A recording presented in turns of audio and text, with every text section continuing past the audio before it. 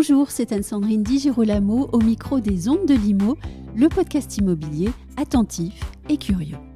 Le secteur de l'immobilier vit un tournant important de son histoire, marché de la transaction ralenti, en raison notamment d'un accès au crédit raréfié, nouveau paradigme avec la rénovation énergétique du bâtiment et marché du travail renouvelé dans sa dynamique et son état d'esprit. Un contexte de transformation qu'il faut savoir appréhender, oui, mais en se dotant de quels outils et en adoptant quelle stratégie. Avec moi, pour répondre à ces questions, Delphine Herman, qui est directrice des relations extérieures chez Guy Hockey l'immobilier. Delphine Herman, bonjour. Bonjour Anne-Sandrine. Nouveau paradigme pour les entreprises de l'immobilier. Quels nouveaux réflexes, selon vous, les dirigeants d'agences immobilières doivent-ils acquérir ? Alors des réflexes, en règle générale, les dirigeants d'agences immobilières en ont déjà parce que ce sont d'abord et avant tout des entrepreneurs, oui. Et y compris indépendants même quand ils sont en franchise. Que ceux qu'on essaie de mettre en place avec les nôtres, parmi les réflexes, c'est d'abord et avant tout la formation.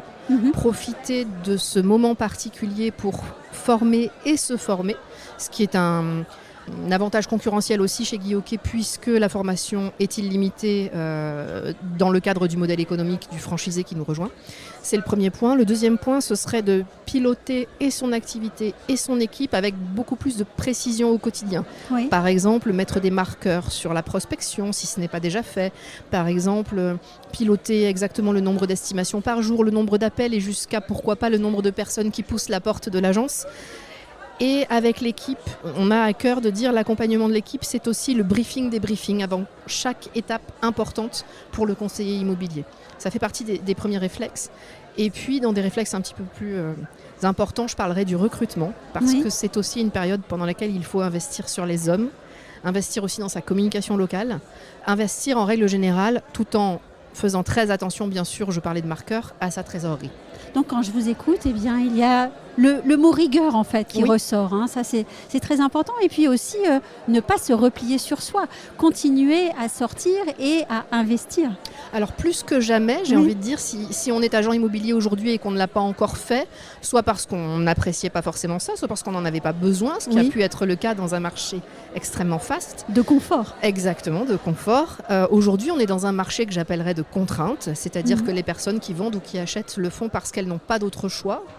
Et donc, en tant qu'agent immobilier, on est un acteur du commerce local.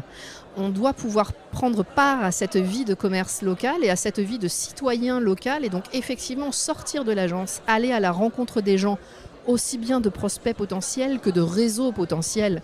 De toute façon, c'est forcément bénéfique. Et ceux qui feront ces efforts-là, parce que pour certains c'est un effort, pour d'autres c'est naturel, ceux qui auront des marqueurs, encore une fois des indicateurs là-dessus, parce qu'il faudra quand même le suivre, sont ceux qui effectivement résisteront dans un premier temps à ce qui est en train de se passer et peut-être continueront même de performer.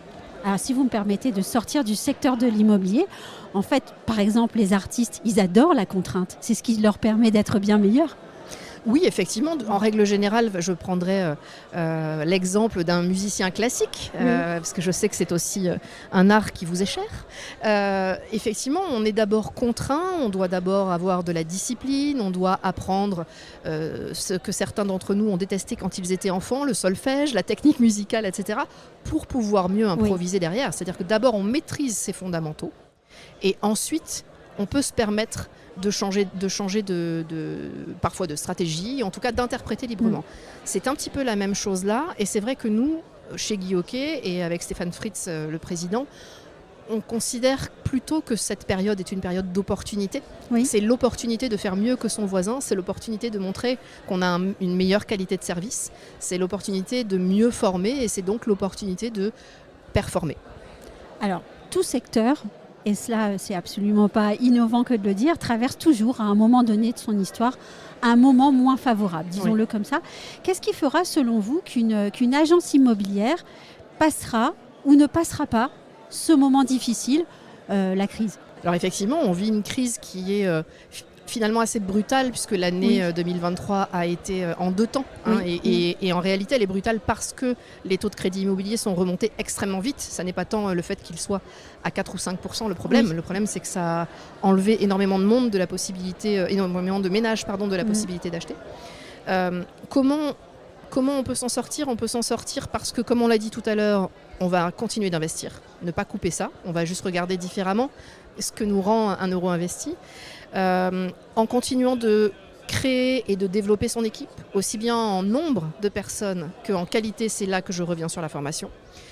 Je pense aussi que si ça n'est pas déjà fait, une agence immobilière qui ne fait que de la transaction, il faut qu'elle se mette à faire de la gestion locative parce que c'est une façon de sécuriser son activité, c'est une façon de la pérenniser et c'est une façon aussi de valoriser son entreprise pour plus tard si on le souhaite. Oui. Et comme on le disait tout à l'heure, de piloter sa trésorerie. Oui, on a parlé de la gestion locative. C'est là, à votre sens, que se trouvent les meilleures opportunités et les leviers de développement pour les agents immobiliers ou pas seulement ? Alors pas seulement mais en partie, on sait aujourd'hui qu'il y a d'autres modes de vente qui s'invitent un petit peu aussi dans nos activités. Certains biens ou certains clients peuvent être éligibles, j'allais dire par exemple à des ventes immobilières interactives, à des ventes aux enchères, pourquoi pas. On peut inventer et on peut utiliser différents modèles en fonction des personnes qu'on a en face de nous et en fonction du type de bien qu'elles ont à vendre ou à acheter. Mais oui, la gestion locative en particulier, c'est d'abord un service qu'on rend aux clients. On a des clients qui viennent acheter et vendre et on a des clients qui viennent louer ou mettre à louer. C'est aussi un vivier potentiel de mandat de vente, ne l'oublions pas, pour ceux qui font ça et qui le font bien. Et ça assure un matelas financier pour chacune des entreprises et ça les sécurise. Donc pour nous, un des enjeux en 2024 par rapport au réseau Guy Hockey, ce sera effectivement le développement de la gestion locative, entre autres. Le développement de la gestion locative et puis au final aussi le souci du service. Je pense par exemple à la vente interactive. C'est absolument pas un jouet cette chose-là. Ça rend service aux clients, la vente interactive. Bien sûr, et encore une fois, à utiliser en fonction du client qu'on a en face de soi, en fonction des du conditions. Bien. Exactement. Tous les biens ne sont pas... tous les biens ne peuvent pas bénéficier d'une vente interactive. Mais bien sûr, en fait... L'intérêt de l'ensemble de ces outils, on parle de celui-ci, mais il y en a plein d'autres, et l'intérêt des outils même digitaux en règle générale, c'est comment ils permettent de faciliter l'accompagnement du professionnel vers le particulier, et donc comment ils nous permettent de mieux rendre service aux particuliers. C'est ça l'objectif, parce que on a coutume de le dire dans notre réseau, la véritable valeur d'une entreprise, elle se crée entre le collaborateur et le client. Donc tous ces outils-là, toutes ces formes de vente nouvelles, elles doivent aider à mieux rendre service aux clients. On a évoqué tout à l'heure Stéphane Fritz, président de Guy Hockey l'immobilier. Chez Guy Hockey Immobilier, est-ce que vous avez changé votre discours quand vous vous retrouvez face à vos franchisés depuis un an, depuis cette fameuse année 2023 qui a opéré un basculement ? Alors, on essaie de leur apporter un maximum de matière et de matériaux sur les conditions dans lesquelles ils exercent et ils exerceront, bien sûr. Le discours chez nous n'a pas changé dans la mesure où on a toujours été sur la formation, le recrutement, l'accompagnement, la qualité de service. On a quand même un projet génération qui a pour objet d'élever l'immobilier dans la société et ça passe par ça.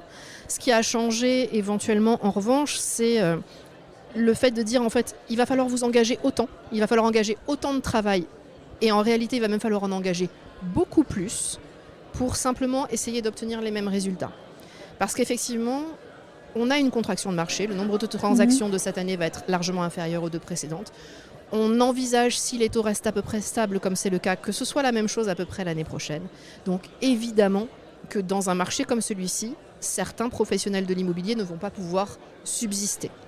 Donc effectivement, notre rôle, c'est de les avertir et de leur dire il va falloir travailler beaucoup plus pour simplement résister et tenir. Il faut tenir encore 8-10 mois.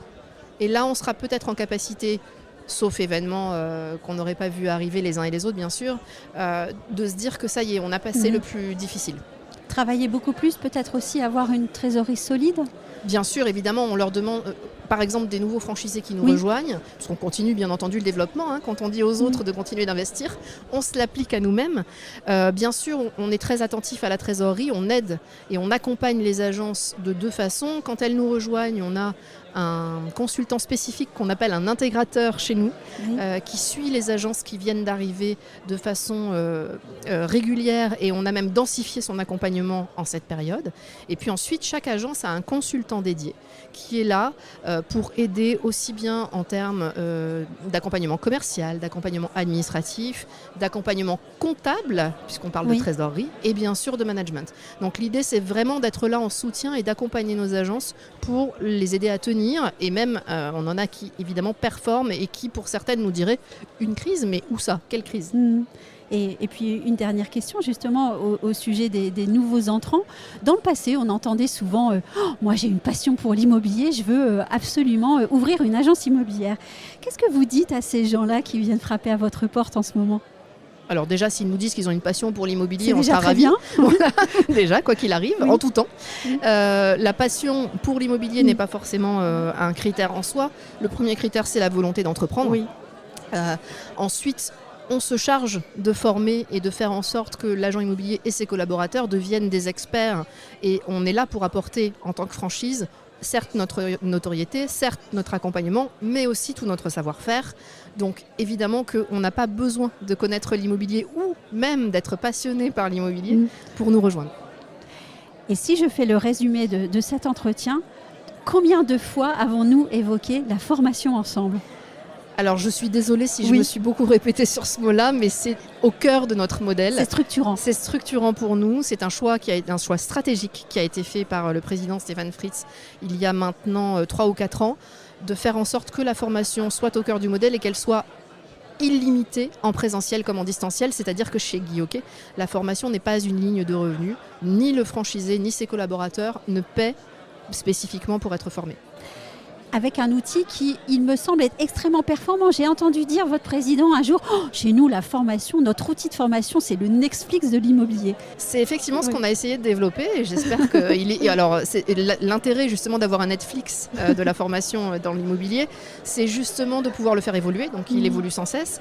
Et effectivement, c'est l'objectif qu'on poursuit avec l'idée d'avoir des modules de 2 minutes, de 4 minutes, de 6 minutes, etc. pour rapprocher la compétence du geste, c'est-à-dire que je sais que l'exemple qui est cher à Stéphane, c'est l'exemple du compromis de vente. C'est-à-dire vous faites une formation en présentiel en janvier, pendant laquelle on vous explique tout le parcours du vendeur jusqu'au compromis. Et puis finalement, votre premier compromis de vente, vous ne le ferez peut-être qu'en juin. Qu'avez-vous retenu de votre formation en présentiel ? Finalement, l'intérêt, réitérer via le distanciel, c'est possible aussi. Vous revoyez un module le matin, vous avez vos clients l'après-midi, on a rapproché l'apprentissage du geste, on a acquis la compétence. Donc oui, on capitalise sur le Netflix de la formation chez Guy Hockey. Et on met de son côté tous les atouts pour passer le cap. Exactement. Et aller plus loin. Merci beaucoup, Delphine Herman. Merci Anne-Sandrine.